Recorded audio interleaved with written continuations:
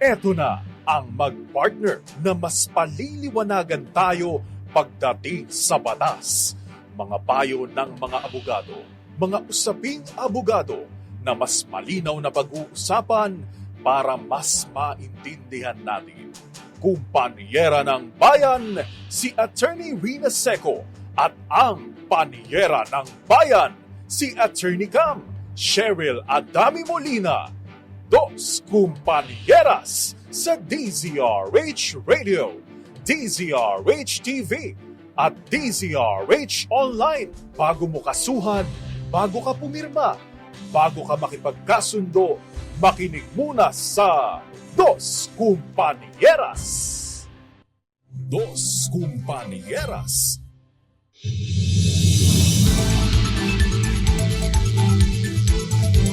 Magandang gabi po, Luzon, Visayas, and Mindanao. Welcome po sa programang Dos Kumpanieras. Kami po ang makakasama ninyo. Attorney Cam, Cheryl Adami Molina. At ako po, Attorney Rina Seco. Tuloy-tuloy sa pagbabalita. Tuloy-tuloy sa serbisyo. Sama-sama tayo, Pilipino. Magandang gabi sa Panyera. Magandang gabi sa iyo, Attorney Cam. Para ulit tayo nakamas ngayon. Medyo malakas po kasi yung ginagawang Yung painting dito. tsaka yung thinner. Yan. Yes, meron po kasing zone dito sa amin na tinatapos pa din hanggang sa ngayon. By zone. Yes. Tsaka iwas na rin sa mga, dahil viral po ngayon. Ang daming ang umuubo sipon. ngayon, Attorney Cam, dahil sa lamig-init. Lamig-init. Yung iba ay dahil sa allergy, pero yung iba ay dahil sa trangkaso. Yan. Virus. Oo, virus. Kaya naman po, kung kayo may mga virus, mas maigi na maging tayo. Considerate tayo sa iba. sa ating neighbors. Mag-face mask. Yan. Uy, maganda po yung ating talakayan ngayon dahil ang tatalakayan natin ay tungkol sa mga dokumento na kailangan kung halimbawa po, bibili kayo ng lupa at kasama sa may-ari ay isang minor de edad. Ayan. Kasi pag mga ganito Panyera, usually, yung mga buyer, iniiwasan ito. Oo. Kasi malaking problema. May mga requirements. Turn off talaga yon kasi iba yung complications, no? Kapag may mga issues yung seller. Yes. Kaya po pag nakita, pag halimbawa kayo po ay mag-check sa Register of Deeds, nung duplicate copy nung title, makikita po ninyo, first page kasi nandun yung may-ari. Yung mga co-owners, nasa second page. Oo. O kaya naman, Attorney Cam, nakalagay doon, et al. Cheryl Adami Molina et al. Ibig po sabihin kapag may et al. And others. So, kapag ganoon po, ibig sabihin hindi lang iisa ang nagmamay-ari nito. At kung may magbibenta, either silang lahat or merong special power of attorney to that effect. Pero may complication again kung ang isa doon ay minor de edad. O kaya titingnan nyo din, may asawa ba ito? Ayan. So kung kayo po ay halimbawa mag-check, pag may nakita po kayo sa second page na minor de edad, iisipin niyo ano ba yung mga, kung halimbawa gusto niyo yung property, ano ba yung mga dokumento na kakailanganin para mabili po yung naturang property. So, siguro umpisahan natin, ano po ba yung pinaka-regular na insidente? Bakit nagmamay-ari po ang mga minor de edad? Yan. Ito, sample to sa yung mga naging kliyente ko, Panyera, na nagkaroon ng ang may-ari ng lupa ay magulang. Nanay, tatay. Ang mga anak nila ay minor de edad. Namatay si tatay. So, si nanay na lang at saka yung kanyang mga minor de edad. So, yung property po na nakapangalan sa kanila, pag namatay si tatay, magkakaroon po sila ng extrajudicial settlement of estate. By operation of law kasi, hindi naman nila ginusto yun. No, it's imposed by law na maging may-ari sila because sila yung tagapagmana. Whether they like it or otherwise, automatic po na nagiging pagmamay-ari na nila ang property. Kahit pa ang pangalan ng titulo ay nasa tatay pa o na kaninong tao pa. Yes. So, yung RHTB, pakita nyo nga yung sample natin dyan ng halimbawa nagkaroon po sila ng extrajudicial settlement of estate. Ayan. Dun sa pinakauna pa, iba na yan. Ayan. So, dun sa extrajudicial settlement of estate, next nyo po. Next. Next, ayan. Extrajudicial settlement of estate. Diyan po sa extrajudicial settlement of estate, sinasabi nila, no, na kami po ang mga heirs ng ganito at yung property na naiwan ay pwedeng mailipat sa aming mga pangalan. Yun. Kaya minsan, ang nangyayari po, si nanay ang nasa front page, yung mga anak niya nasa likuran. So, pag halimbawa nag-execute na ganyan, hahanapin din po, no? Sometimes sinahanap po ng registry of deed. Asan yung estate tax? Yan. Asan yung estate tax? Payment ng estate tax. Balik nyo sa taas kanina. Yung estate tax po ay kailangan ito for purposes of registration. Yes. Doon sa registration or paglilipat ng rehistro o ng title sa pangalan ng mga tagapagmana. Ito na yung estate tax return, kitang-kita, late filing. Alam mo, panyera pag late filing. Medyo malaki-laki yata yung binayaran nila dyan. If I'm not mistaken, parang mga 10K. Depende. Depende po yan. kasi sa value ng property because it's always a percentage of magkano yung payable mo. Tsaka gano'ng katagal nga kayong late. Yan. And take note po, yearly po yung penalty na ini-impose. Yes. Penalties and surcharges. Yes. So, pag meron na po silang ganyan, mag-execute po kasi ng certificate authorizing registration. Next, dun sa may pababa. May issuehan. Yung e-car, certificate authorizing registration is released only after payment of the estate tax. So, pag yung mga hindi pa nakakita ng e-car, ay, ito pala yun. Certificate authorizing registration. Galing po yan sa BIR. Ibig sabihin, ino-authorize po yung mga asawa tsaka mga anak, no? Pag nabayaran yung estate tax, na maaaring ilipat na yung title sa pangalan nila. So, usually yan po yung pinaka-basic, no? Na nangyayari kapag halimbawa namatay po, na transfer sa anak tsaka sa asawa, tapos yung mga anak po ay menor de edad. Dos Compañeras. Ang tanong, Panyera, paano kung after ma-execute, 1 year after, nag-decide na ibenta na natin yung property. Kasi, syempre, wala na yung tatay, wala na yung magtataguyod sa atin, kailangan natin ng pera. So, might as well, ibenta na lang yung property para sa pangangailangan ng pamilya. Yun. Kaya nangyayari, pag nagkakaroon ng bentahan, eto na. Meron ng mga may-ari, no? Doon sa title, andun na po yung mga minor de edad. Ito na, dito na papasok yung that's assuming complication. Yes, that is assuming of course na nalipat na, no? Nalipat na yung titulo doon sa mga tagapagmana. Ito ay especially Attorney Cam, ito yung may kahirapan kapag nagkakaroon ng co-ownership. Kasi kung halimbawa po na hindi inilipat individually at nilagay doon na et al. Or ABCDE, heirs of ganito, yun po yung complication doon. Pero mas madali kasi, Attorney Cam, kapag halimbawa kahit pa minor, kung halimbawa siya lang ang nasa title. Or assisted by whoever is the legal guardian. So mamaya po, tatalakayin natin ano po ang tamang proseso, no? Kung halimbawa, gusto po ibenta yung property ng minor de edad. Pwede po bang, hindi na to dumaan sa court, sila na lang magpirmahan yung minor de edad. Pumirma na din yung minor de edad para ibenta ang property. Ayan. Or, kung dadaan mo to sa korte, ano yung mga legal documents na requirement para maibenta nila yung property. Kasi hindi po basta-basta. Ito yung sinasabi. Pwede ba na yung minor na ang pumirma? Kasi, by the way, ang minor po ay below 18 years of age. Mga minor de edad pa ito. At ibig sabihin po, wala silang legal capacity or wala silang contractual capacity. No? Kahit pa sila ang may-ari ng property, mayroon pong tinatawag na ius despodendi. No? Ibig sabihin, yung karapatan na makapag-dispose or mag-dispatcha ng property nila in whatever form because they are the owners of the property. No? Ayan. Ito yung sasabi natin na medyo complicated, not only to the part of the seller, kasi may gagawin si seller, syempre, kay buyer din. Kay buyer din because syempre, you need to exercise yung due diligence na tinatawag. Iba yung pag-iingat to ensure naman na hindi masasayang ang pera mo. Syempre, tsaka to ensure na kailangan mailipat ang property sa'yo. Yan. So sa ating Malakas online promo, no, yung mga gustong sumali, again, tuloy-tuloy pa mamimigay natin ng 2 winners po ng tig 500 pesos. Sasagutin lamang po ang katanungan na ano ang dokumento kung saan nanunumpa po, no?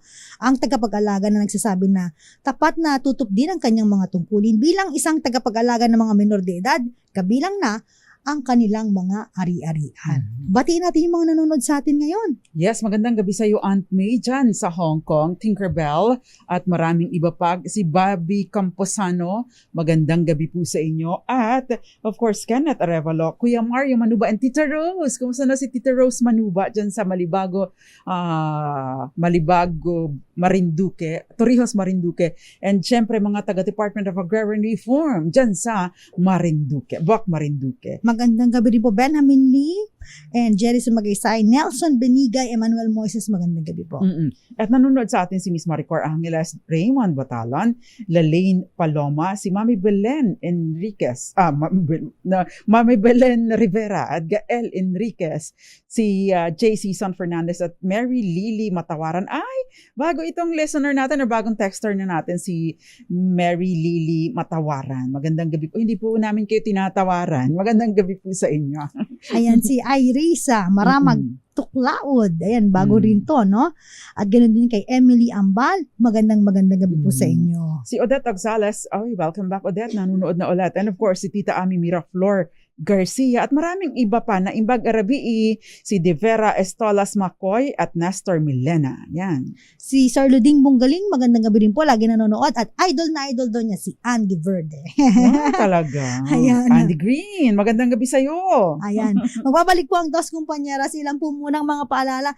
Diyan naman po kayo, mamaya tatalakay natin mga dokumento na kailangan ng magbebenta po ng property ng isang menor de edad. Hindi po basta-basta ang pagbebenta ng property ng isang menor de edad. Kasama pa rin po ninyo, Attorney Cam, Cherry Ladami Molina. At ako naman po, Attorney Rina Seco. At kami po ang Dos Kumpanyeras. Dos Compañeras. Dos Compañeras.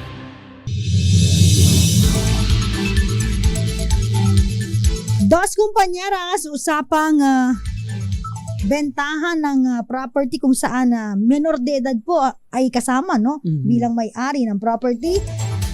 Ako po si Attorney Cam, Cherry Ladami Molina. At ako po si Attorney Rina Seco. Applicable po ang ating talakayan, no? Hindi lamang doon sa mga real properties o yung mga lupa, lupa't bahay, condominium units, townhouse o kung ano man.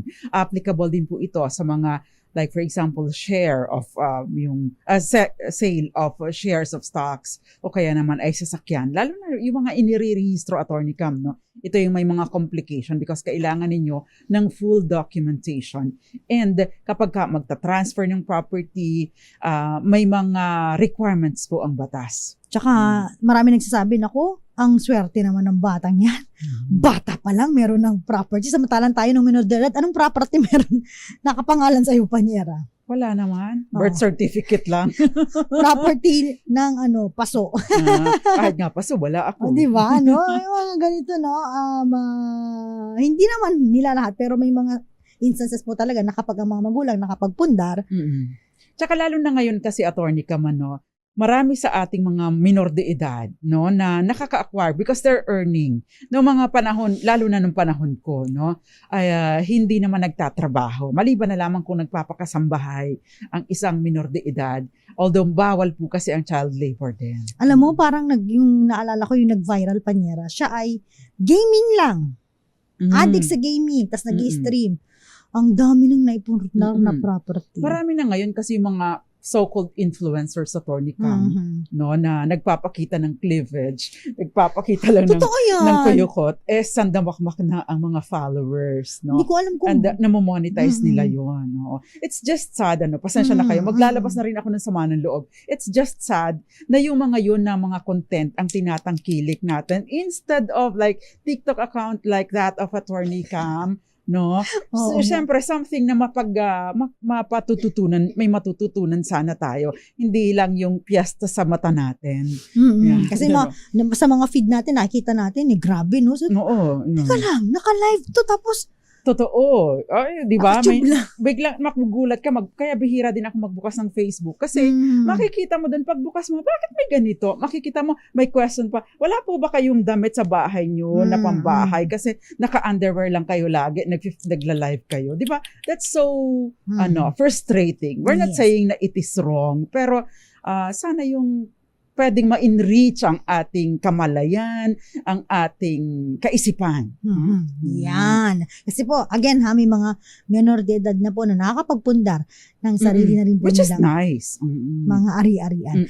Anyway, kapag halimbawa po, eto yung balikan natin yung halimbawa namatay na tatay, nanay, tapos meron siyang mga minor de edad na anak na may-ari ng property. So ano yung kailangan kung halimbawa siya po ay magbebenta ng property. So unang-una po niyan, magpa-file po siya ng hihingi siya ng permiso mula sa family court. Ayan, kung saan residente po sila, usually may mga ibang kaliyeta na yung property doon mismo sila naka-reside. May iba naman na halimbawa lupa lang. Tapos nakatira sila sa ibang lugar, so sa residence po ng mga minor de edad. At doon po pakita nga natin yung mga isang requirement, yung tinatawag na letter of guardianship at saka yung oath of guardianship. Ayan. Taas mo pa. Ayan, RHTV, yung letter of guardianship at saka yung oath of guardianship. Yan. Ito yung tinatawag natin na letter of guardianship, Panyera. Kung saan dyan, nakalagay po dyan yung mga responsibilidad at tungkulin ng isang tagapangalaga ng may-ari ng property ng minor de edad. Normally, meron niyang pong bond na pinafile. Yes. Kasi that will answer in case magloko yung guardian. In fact, Panyera, pag nagparehistro po kayo sa Registry of Deeds, hinahanap nila yung surety bond o yung proof of payment na galing po sa korte na binayaran po yung bond. Usually lang naman pa niya. Depende kung depende magkano. po kasi again sa mga ganitong mga properties ang involved, depende sa value of the property. Yan. At again po ito po ay fina-file, hindi po sa MTC, sa RTC, ay sa Municipal Trial Circuit Court, kundi sa Family Court po ng RTC. Ayan. Tapos next natin yung oath of guardianship. Ayan. Ayan naman yung oath of guardianship. Dito naman nanunumpa, Panyera, yung tagapag-alaga na nagsasabi na tapat niyang tutupdin ang kanyang mga tungkulin bilang isang tagapag-alaga ng mga minor de edad, kabilang po yung kanilang property. Alam mo, Panyera, parang kinukumit yung sarili nila na ganito ang gagawin ko. Ito yung mga responsibilidad ko at paninindigan ko ito at magkakaroon ako ng liability or pananagutan sakaling hindi ko ito matupad. Lalo na kung halimbawa ay in bad faith ako. Yes, kasi may mga iba po, sila po ay guardian pero meron palang masamang interest doon sa property. Ina-appropriate sa sarili nila. Ibig sabihin, ginagastos or ginagamit yung property para sa sarili nila. Ibibenta, magpapaalam sa korte. Yes. Ibibenta ko po ang property na ito para sa pag-aaral nitong batang ito na may totoong may-ari ng property. When in fact, ipang siya shopping. Ayan. Ipang re-rebond. Meron na kami nakasuhan ganito, Attorney Ka. Ano nangyari doon? Yung Anong ginawa? Yung nanay ang ginawa. Yung nanay ang nagmaniobra ng lahat. Pero yung nanay, Attorney Ka, nakapag-areglo naman.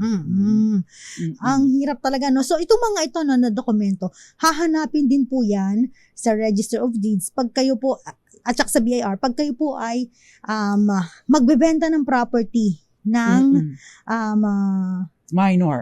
So, isa pa po pala, hindi ko lang nakita dyan, yung notice of decision ng korte na pinapayagan ang isang guardian na ibenta yung property. Kasi kahit pa po kayo ay guardian, court-appointed guardian, o kayo ay in-appoint kayo, nakakuha kayo ng appointment mula sa korte, hindi po automatic na, appointed guardian na ako, legal na ako, hindi po kayo maaaring mag-dispose ng property ng inyong minor, kung halimbawa kahit pa kayo ay guardian na, kailangan pa rin po ng permiso o pahintulot mula sa korte. Kala nyo, pwede lang na, benta na natin itong mga anak, come here, pirma na kayo dito. Hindi po pwede. By the way, meron question dito, paano kung emancipated minor ang nagbenta? Sa Pilipinas po, ang emancipation only happens kapag nagkaedad na. Pag tumungtong na sa 18. Dati kasi under the civil code, no, yung luma, yung emancipation happens kapag nag-asawa. It is not true anymore. Ang age of majority ang majority age or emancipation is only by reaching the age of 18. No? So wala na, no such thing as nag-asawa na, considered na emancipated. Wala na pong gano'n. Eto, may question dito, sabi, need pa po ba na pumirma ang minor de edad sa mga kontrata? Actually, hindi po, no, kasi sila po ay walang legal capacity to do so. Kaya nga po meron din tawag na mga guardian.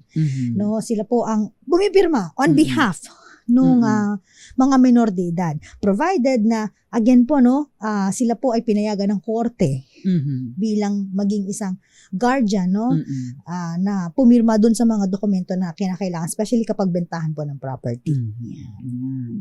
Okay, so magandang gabi po muna, Francis Maria Velasco, dyan sa Buwak, Marinduque. Baka kababayan ko pala ito. Kaano-ano nyo si Governor at saka si Congressman Velasco. Ayan. Si Bernardo Bote, magandang gabi po sa inyo. Gabay at Pag-asa, good evening din. And of course, Aunt May and Marcelo M. Yan, Attorney Cam.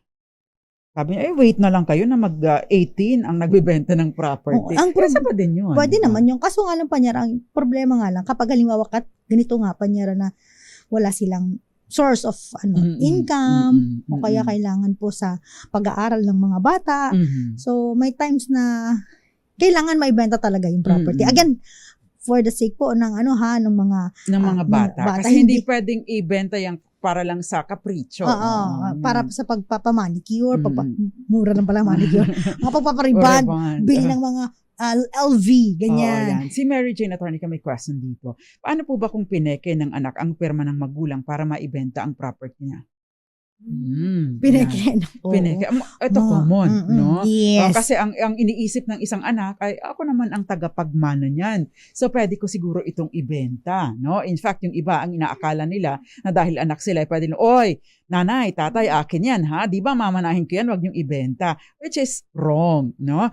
But of course, sa mga ganito pong sitwasyon, kung pineke ng anak ang pirma ng magulang para maibenta ang property na pagmamay-ari ng magulang, ang ano bang gusto mong mangyari? Una, wala po, yung magulang, hindi niya pa pwedeng kasuhan yung kanyang anak. No? Meron pong tinatawag ng mga absolutory circumstances. Kasama na po ito doon. Yung parent, exempt ang anak sa criminal liability, no? Kung sakasakali ganito. Now, ibang usapin naman, Attorney Cam, kapag yung buyer, no, yung halimbawa binabawi ng magulang dahil walang kapangyarihan ng anak ko, no, lalo pa pag minor de edad pa yan, no. So void yung ibalik niyo sa akin ang property ko, ibalik mo sa amin ang property ko dahil wala naman kapangyarihan ng anak ko, no.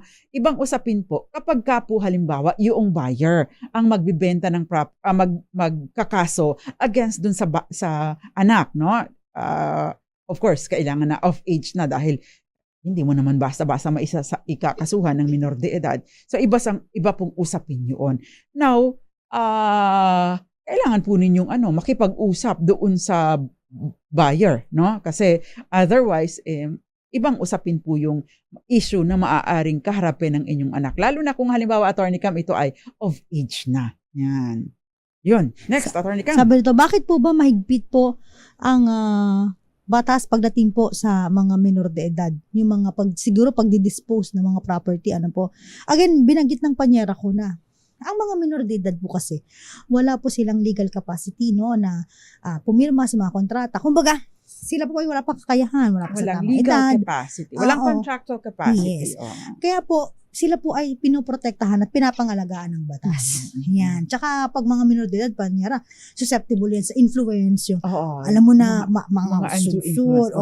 Di ba? No? So, hindi naman po pwede yun. Kaya po, sinasabi lang po dito na ang mga guardian po ay hindi basta-basta pwede na ibenta ang property ng mga minor de edad nang base lamang sa kanilang kapritsyo dahil sabi nga namin, meron po silang liability dito.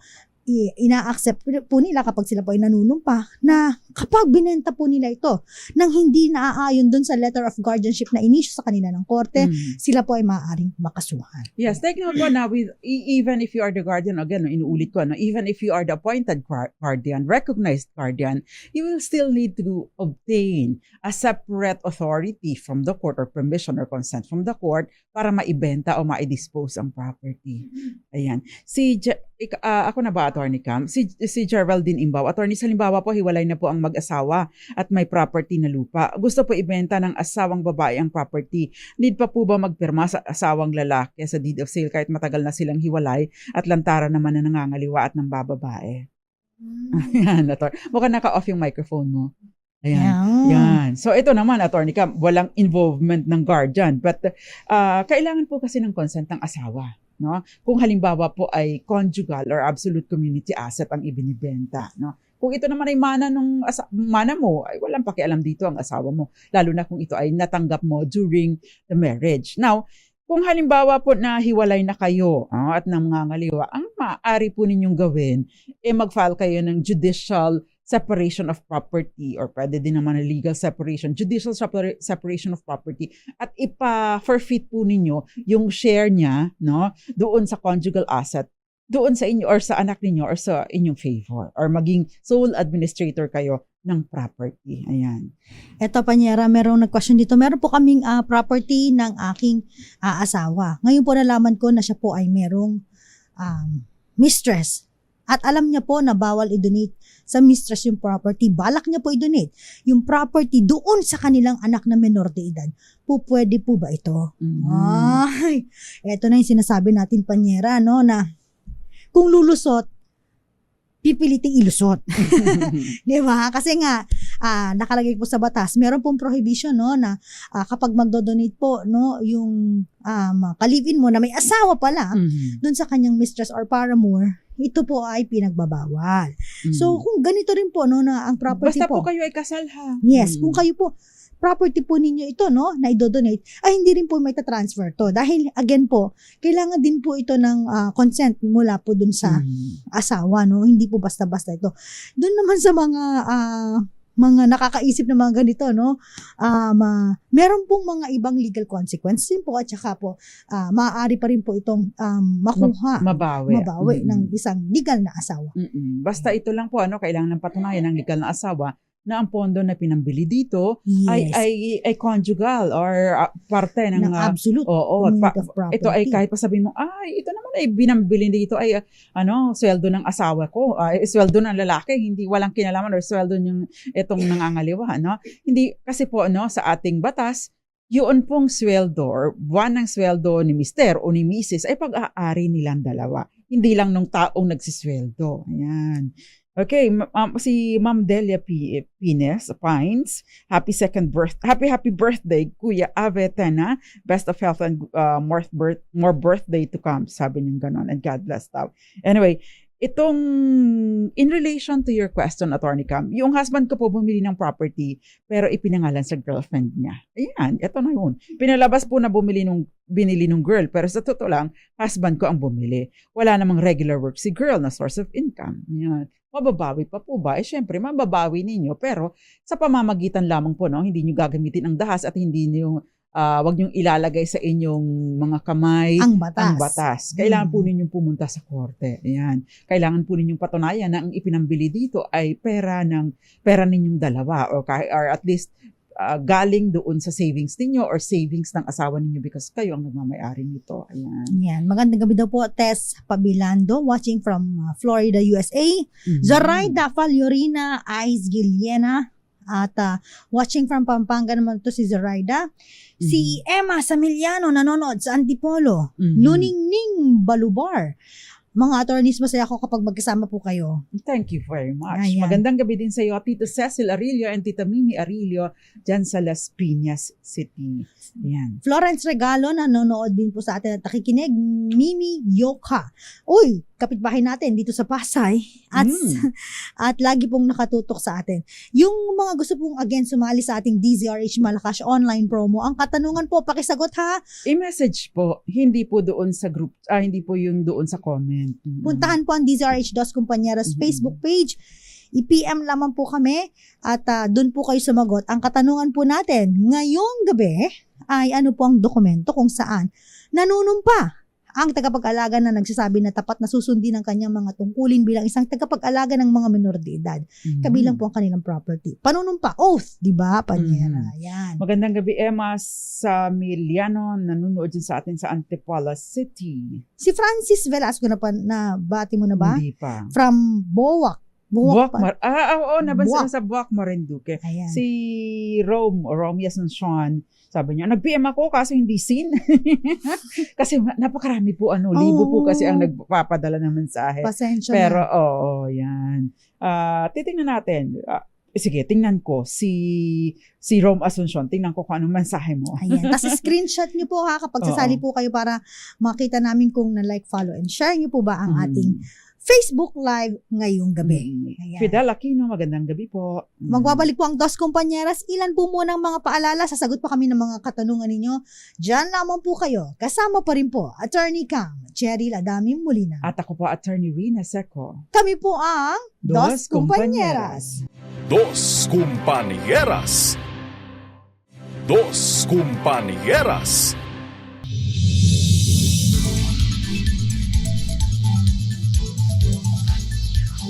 Ni hao! Japan! Nanonood sa atin Verhel Loderes. Magandang gabi po. Nagbabalik po ang mga Dos Compañeras. Attorney Cam, Cheryl Adami Molina. And of course, Attorney Rina Seco. Sabi, pa-shout out daw Oo. Verhel And Loderes. yung mga ganyan, kahit hindi mo nalo, basta shout out lang. Magandang happy gabi po na. sa inyo. Yes. Kain nga kami ng ramen. Masarap ang ramen ngayon. Oo, tsaka yung Malamig. sushi. Sushi. Yan. Tsaka marami na pupunta sa Japan. Oo. Mahal Mahal na naman dyan. talaga eh. Hirap pumunta dyan. Di pa ako nakapunta dyan Nakapunta ka naman dyan ba yan? Hindi pa. Pangarap ka na lang ba? Pag-uusapan pa rin po natin tungkol sa pagbebenta ng property kung saan minor de edad po ay kasama po bilang may-ari. Yan. Ang question, Attorney Cam, pwede ba daw magpirma as witness ang isang minor de edad? Siyempre, hindi pa rin po. Kasi wala silang legal capacity. Ayan. Sabi naman dito, paano po kung halimbawa yung guardianship proceeding ay nasa korte pa po? Kailangan po ba na bilhin agad yung property? Ay, Antayin nyo. antayin nyo po, no? Tsaka sometimes po, ina-annotate yan sa title kapag halimbawa naka-pending in litigation pa yung tukol sa guardianship. So, mas maigi, antayin po ninyo. Kasi sino ang pipirma, di ba? Kasi Yes. wala pang specific na tao na may kapangyarihan na pumirma on behalf of the minor child. No? Yes. Kasi hindi po kasi maaaring kung sino-sino na lang. Ayan. May question dito, paano po kung minor de edad yung nagbenta ng mana niya kahit hindi pa po nalilipat ang title sa pangalan niya? Valid pa po ba yun? Well, yun pong parents or yung guardian o yung appointed na guardian, yun po ang maaaring pumirma. No? So, yun. Ito nga may nagtanong, sabi dito, ilang taon po ba pinapayagan ng korte na ibenta ng guardian ang property ng minor de edad? What yung ilang taon? Usually po, Habang minor. tsaka, Pwede siguro yun. Basta kailangan ng meron akong pruweba. nakita pa niya na pinayagan sila ng korte na parang 1 year, kailangan mabenta na yung property. Ngayon, kung hindi po mabenta, yun po, mag-file po sila ng motion for extension. Okay. Yun nga lang pa niya, medyo mahirap kasi kakapile lang ng bond, tapos parang another file uli ng bond. So, yun. Kaya minsan, nagmamadali. Kasi kung halimbawa nakafile na yung bond, pwede mo naman gamitin, pwede mo din naman gamitin pa yun. Ayan. Hindi naman po na-forfeit yung bond kapag kaganito. Okay. Yes. What if ang buyer yung minor? Di ba yung question? Ang taray. Kasi marami naman kasi tayong mga minors na meron ng financial capacity dahil sabi mo nga yung mga pasayaw-sayaw dyan na nagkaroon ng maraming followers sa social media lang. o gaming. Okay yung gaming, pero yung mga iba na gumagamit ang katawan ng pangalakal, ibang usapin yun. But they have the financial capacity, Attorney Cam. They're generally voidable, except of course Ibig pong sabihin yun valid until annulled. Pero kung halimbawa po ay mga necessities ito, no, importante para doon sa survival or mga daily maintenance or mga pangangailangan, yung mga necessities ng isang minor de edad, valid po ito. No? At yung minor, dapat din naman magbayad. Sino po ba dapat ang maging guardian ng property ng unemancipated children? Ang nanay po ba o ang tatay? Usually po, no, nakalagay po sa family code na ang father and mother po shall jointly exercise po legal guardianship over the property. Parental authority. Yes. Pag halimbawa hindi nagkasundo, yung father's decision shall prevail. Yan. Pero kung halimbawa po, may mga pagkakataon kasi, Attorney Cam, nagkaroon ng trouble, di ba?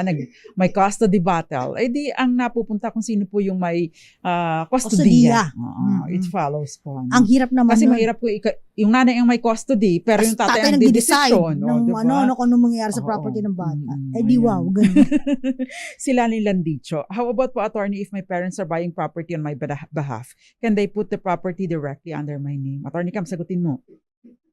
Buying property on my behalf. Pwede po yan. Pero ang question po, kayo po ba ay, minor de edad po ba kayo? Or kayo ay of age na? Pinakamaganda po, halimbawa ay, about parents are buying a property on my behalf. Ibig po sabihin ba sa inyo yung pera, may legal capacity na kayo to transact, no? Meron kasi, Attorney Cam, ikaw ang bibili ng property dahil ikaw muna ang mamamahala sa pagbili dahil ako ay nasa ibang bansa. Correct. O hindi ako available. So, I execute a special power of attorney.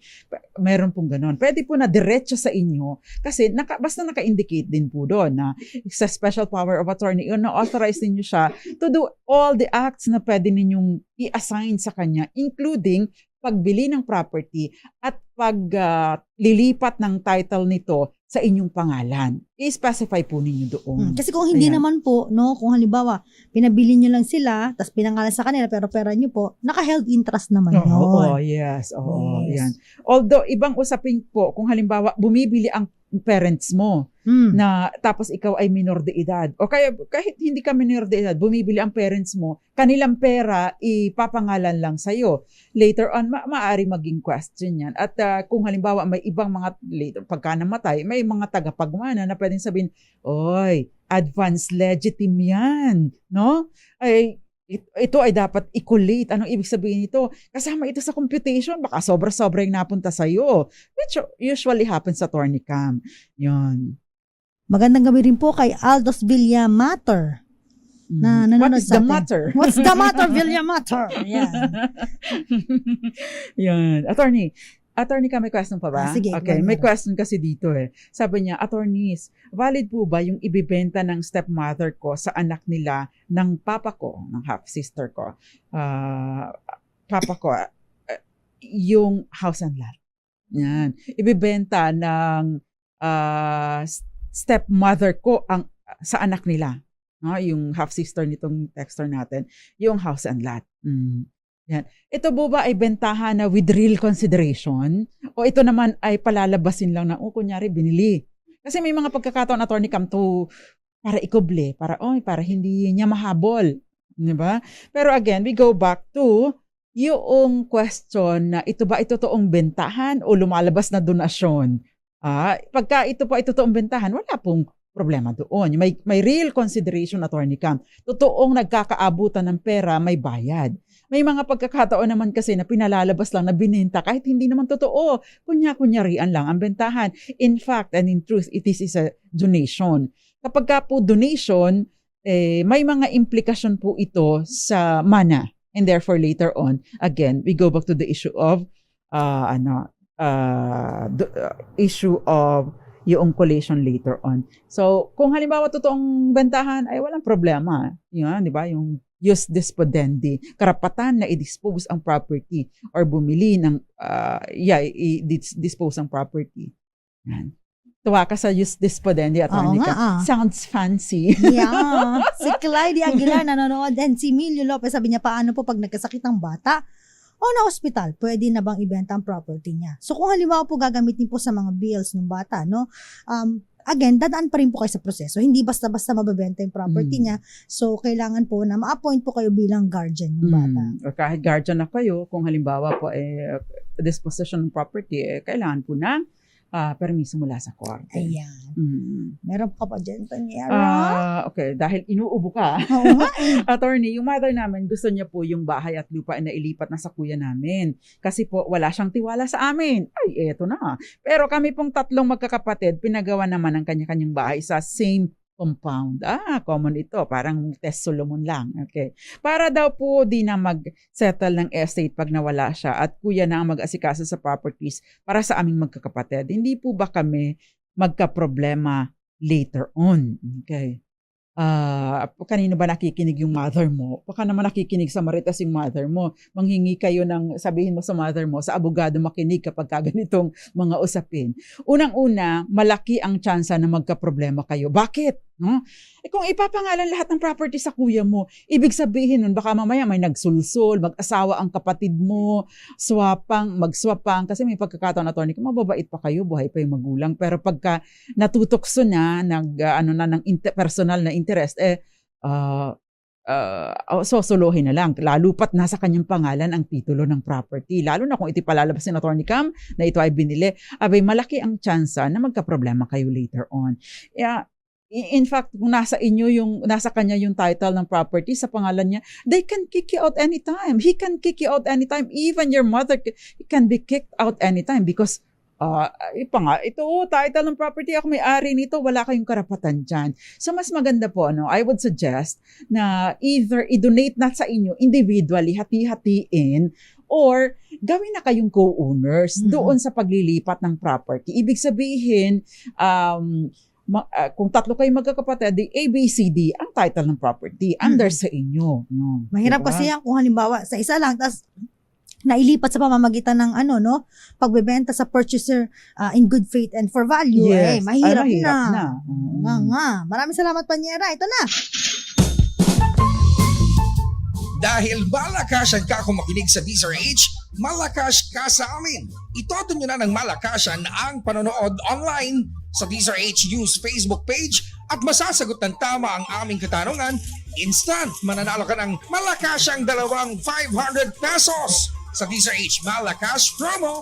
Hatid sa atin ang kauna-unang radyo sa Pilipinas, DZRH. Una sa Pilipinas, una sa Pilipino.